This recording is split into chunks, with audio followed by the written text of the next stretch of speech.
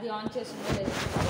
Then ఈ distillation flask తీసుకొని దానికి యూ షేప్డ్ అవుట్లెట్ పెట్టి అండ్ దీంతో పాటు మనము ఒక వెజిటేబుల్ మ్యాటర్ ఒక డిస్టిలేషన్ ఫ్లాస్క్లో పెట్టాలి.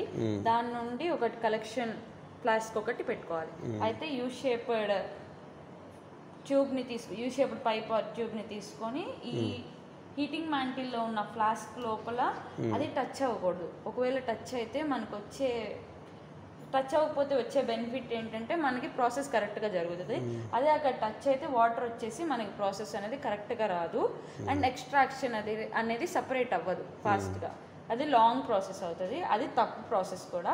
దెన్ మనము ఇక్కడ ఆ యూ షేప్ ఇన్లెట్ అనేది లోపల తగలకూడదు, వాటర్కి తగలకుండా కొంచెం పైకే పెట్టుకోవాలి. దీనిలో వచ్చేసరికి ఆ వెజిటేబుల్ మ్యాటర్ సెకండ్ ఫ్లాస్క్లో ఆ వెజిటేబుల్ మ్యాటర్ ఆ యూ షేప్డ్ పైప్ ఏదైతే ఉందో అది లోపల ఆ వెజిటేబుల్ మ్యాటర్కి టచ్ అయి ఉండాలి. దెన్ ఇంకొక యూ షేప్డ్ పైప్ తీసుకొని ఇక్కడ ఆ వేపర్స్ ద్వారా వస్తుంది కాబట్టి ఇది మనకి టచ్ అవ్వకుండా చూసుకోవాలి. దీనిలో డైరెక్ట్గా పెడితే ఎక్స్ట్రాక్షన్ అనేది దీనిలోకి వస్తుంది. Okay right. అదే ఓకే అంతకంటే